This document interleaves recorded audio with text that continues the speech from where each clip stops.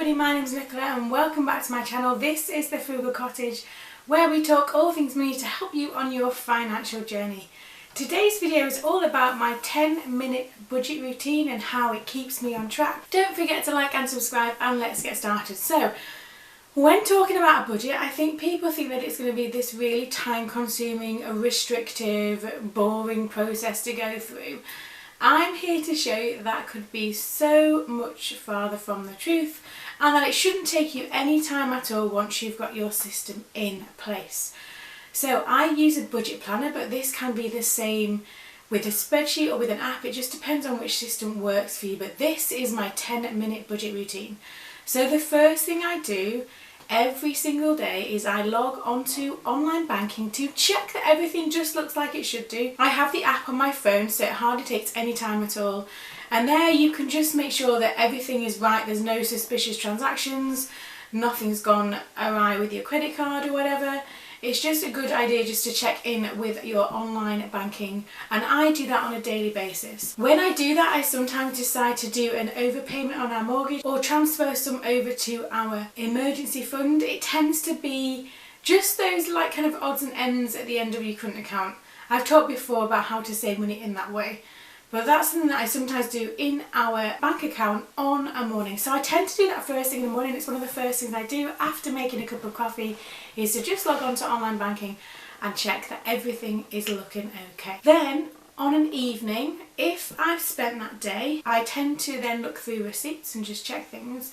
I then use my budget planner for the remainder of this budget routine, and it takes such a short amount of time. Now, I followed the zero-based budget method. I'll leave a link below to that if you want to check that out after this one. That's the budget method I use. I find it works well. I can see where everything is going. So the first thing I do, once it's got to the evening time, probably after I've put the boys to bed because then I have some time to myself, I first of all, and I'm just finding it in my planner, and I'll leave a link below to this budget planner. It is absolutely transformed our finances. It's available on my Etsy store.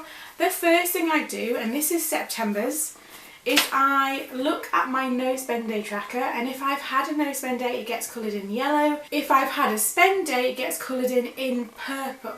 So that's the first thing I do. That doesn't take any time at all, but I like the visual representation of spending versus not spending. And obviously I'm aiming for lots more yellow stars on there than the purple ones. Then the next thing I do, and I'll show you an example of this in here, if I've spent that day, I then go through receipts, because they should be, if I've used my cash envelope system correctly, and I'll leave a link below to the latest one of those, I should have separate transactions for the separate categories. And all I do then in my budget planner, and I'll show you this page, I then fill that in and highlight the different categories that I've spent in and the amount and where that transaction took place. The highlighters bit is just, again, it's a bit of a visual representation as to what are the categories I am spending the most in, and what are the ones that don't really crop up now and again. So the children's category for us doesn't tend to appear very often, but food, petrol and miscellaneous are the ones that happen week in, week out. And that's all it is on a daily basis. So I check my online banking, I do my no spend day tracker, and if I've spent that day, I then add it to that weekly expense tracker in my budget planner. At the end of a week, I then kind of reflect on the end of the week, and I then do a summary page. So I then summarise how much I've spent in our variable expenses during that week, how many no spend days have I managed, and have I earned any extra income. As you can see, it's zero for this one. But again, it's using the colours so they're coded, and it's just taking that bit of time to reflect. Can you see whether you're spending too much in one category versus another? Do you need to kind of step back a bit, rein it in a bit, so that you manage to get to the end of the month? And that is my 10-minute budget routine. Now, so I do different things. So daily is checking and updating. Weekly is then doing the kind of reflection of the week.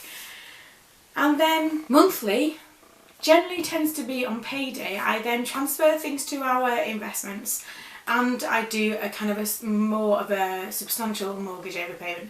That takes seconds on online banking. I then obviously then invest in something via my investment account.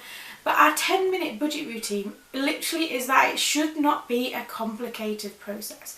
This budget planner makes that really easy because it's all there for you. If you've got a spreadsheet or an app, again, it kind of does it in the same way. I like pen and paper because I like the process of being connected to what I'm spending money on. But your budget should not be complicated. It should not take you ages. It's not something that you should dread doing. It should be a really simple and straightforward process. So, do you have a budget routine? Has it occurred to you to even think about one before?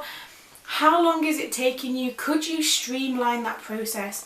Let me know down in the comments below about your budget and your routine for that. You'd be surprised by how many people do a budget in the first place and then don't do anything with it. This helps you, and definitely helps me, to keep on track with our day-to-day budget, which ensures that I am hitting our monthly and yearly targets for our early retirement dreams. As always, thanks for watching. Don't forget to like and subscribe, and I will see you again very soon.